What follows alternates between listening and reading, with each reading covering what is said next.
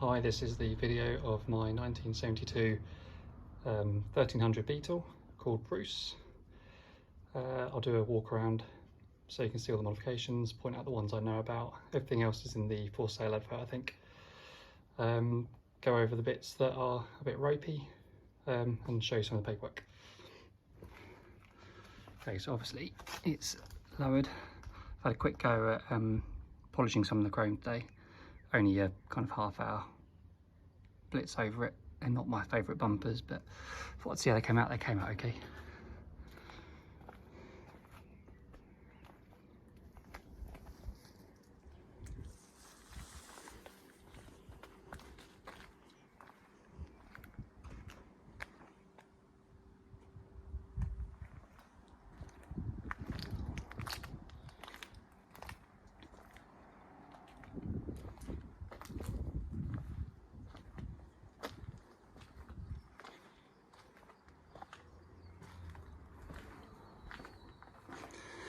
Okay, so modifications. It has been lowered. It's got newish Coney front shocks on it. White tyres. Actually like a little add-on to the tyres. It's got an aftermarket exhaust, which isn't that loud. Sounds okay, to be fair. Tons of stickers. Can't go wrong with stickers. It's had a Paris rag top conversion put on it. The back's come a bit untaped, but it's watertight. It's just survived early today an absolute torrential downpour despite it looking really sunny. It's got the rear window blind in it.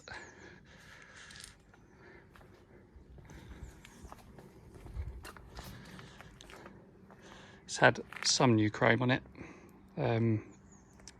Before me and the previous ownership, it was had a full body off, but I tend to think these cars need one every 10 years depending on where they're stored and where they live. So I think this one had one in roughly 6 to 7 years ago. The floor was sprayed in 2-pack paint and then Raptor bed liner spray, so it should be pretty robust under there. Yeah, shouldn't sort of see any rust issues, but they're so easy to do body off things on it. Sometimes for peace of mind people may want to do it. Let's show you the engine before I fire it up. Completely stock 1300. Seems to tick along fine. I've driven it up to 60 before, and it seemed to be okay. A couple of flat spots, car could probably do with a little bit of a tune, but today I've driven it 60 miles. Last weekend, an 80-mile round trip. Weekend before that, about 30-40 miles, and it's okay. It sort of trots along fine, really. The little bit of blue tape is because the little bit of rubber trim was coming away, so I've just pushed it back into place. Under the front,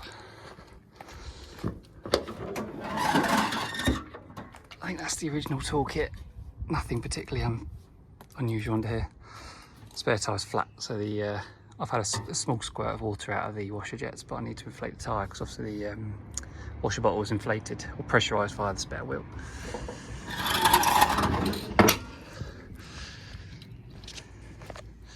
Inside. So inside's quite nice. Seats are a bit grubby, they could do with a clean, but they're in good nick. I don't think you can really see in the photo and the video too well. Same with the rears. It was reupholstered. There's the roof. It just slides back on those runners, and to undo it, you just unpop poppers. I've had it off loads, although so far the summer's been awful, so not as much as I'd like. The stereo looks old, but it's actually a very new Bluetooth head unit. And in the car, there's new speakers down there. There's one tucked behind there, I think. There's one down there. And then in the back, if you look under, oh, you can't look under. If I can get this out, might disappear over the top. There is a sub amp. I can't see what I'm filming there, so apologies if that's rubbish. I'll have to look at that later. And then yeah, 1972 steering wheel. It's got the little net thing underneath, which is pretty handy, to be fair. All the normal bits and pieces. Side opening windows. Before I start it then, the sort of bits which I'd want to know about if I was travelling a long way to see it. It's one of those cars which, I think it's a true for a lot of Beetles, they often look really good in the photos, but when you go to see them there's a lot of little bits and pieces. It's 51 years old, and I'm not very precious about where I park it. It lives in the garage, but I'm not too precious about where it's parked. So it's covered in dings and scuffs, but the worst one's on the other side. So on this side there's a bit of scuffing on that wing, there's a bit of paint chip there. I don't know how old the paint is, I suspect very old. And kind of, yeah, I don't know enough about paint to say whether it's a good job or not. Little bits and pieces around there. The worst bit, which I think I've got a photo of, is on this side, where it's obviously had a repair in the past and it's scabbed over. The previous owner told me they'd had a price for it, but it's not something I'll ever do. And I was tempted to sand it down and put white panelling on the side, like you see some of the Beetles, kind of green over white, and I may still do that. But yeah, just not fussed enough to want to do that. And I guess when they've done the wing, they've done a pretty shoddy job of reattaching it there and tried to fill the gap up. That's the worst bit of it.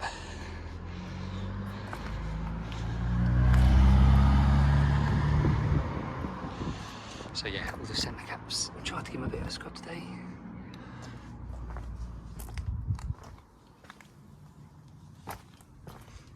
And the bumpers have come up quite nicely.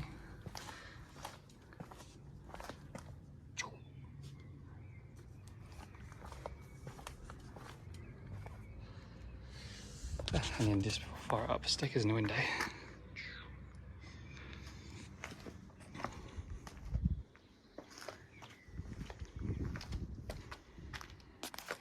Okay. Oh, one last thing. So yeah, obviously standard Haynes manual. The nicest thing in this, original instruction manual from 1972, and the original warranty from 1972, which I just think is an absolutely wonderful thing to have on a car this old. So yeah, stamps up to 1990, which is just right up my street in terms of history of cars. I love collecting the history of them. And then there's some receipts, nothing loads. I've not really gone through it all. Nothing really that I've had to add to it, to be perfectly honest. Just bits and pieces. That's a pretty sizable bill.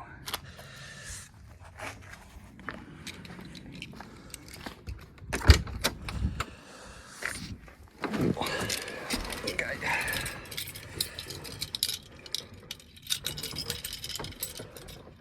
So we'll see. It's been driven a fair bit today. It'll be cold now. Steering lock's on, one sec.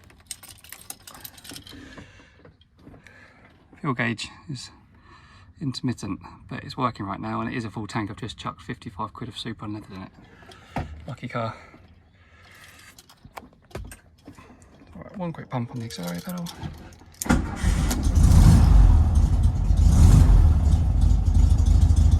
And she's firing away. So, check it's not gear. There you go, new stereo in the glove box. There's you can use USB lead. Normally on bits and pieces on Beetles, headlights, things like that. On this, if you flick through on that, is it? Right, I cut myself off because the phone connected to the stereo and started playing music, so there you go. So yeah, you can flick through auxiliary 1, auxiliary 2, Bluetooth audio, radio. I've not tried the radio. Everything has just been Bluetooth via this phone, and it's worked rather well.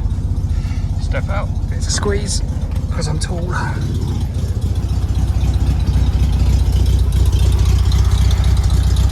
There you go. Not too obnoxious, I don't think. And when you're driving, it's got that kind of nice Beatle-y hum to it. I'll pop the bonnet, boot open so you can see.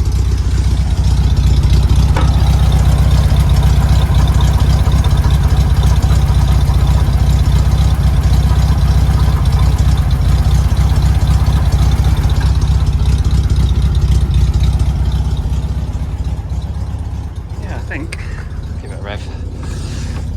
I don't think it's too bad.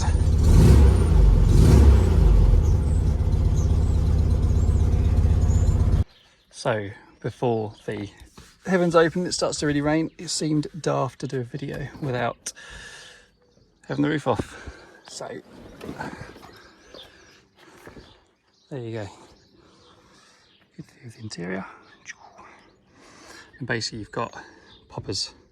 They're all in quite good nick. Running all the way along. It seems to be watertight. I mean, it's been pretty horrific weather today. And you've got various points where you can clip this down to, so you've got no fear of it ripping back. So I've had it here before, so it's this far back. But well, it's not raining, it's nice to have it all the way.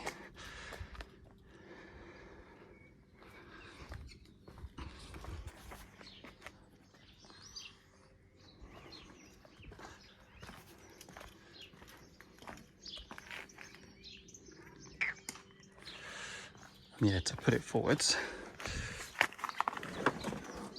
just slides on these little nylon sliders. It's easy to do from inside the car. You unpop, well not that bit, but you unpop each side and then these just slide forward like that. And I've done it in a rainstorm before, you can do it fairly quickly.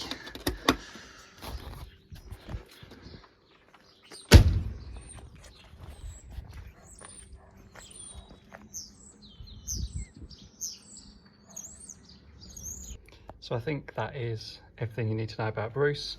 I don't know why he's called Bruce. My last two Beetles were called Cabbage and Gus, so Bruce is a bit of an upgrade. And to add, I've just had a quick flick through the logbook. There's 11 previous owners since 1972. And yeah, fair bit of history and information, obviously the original warranty and instruction manual, which is a cool thing to have. Thank you very much.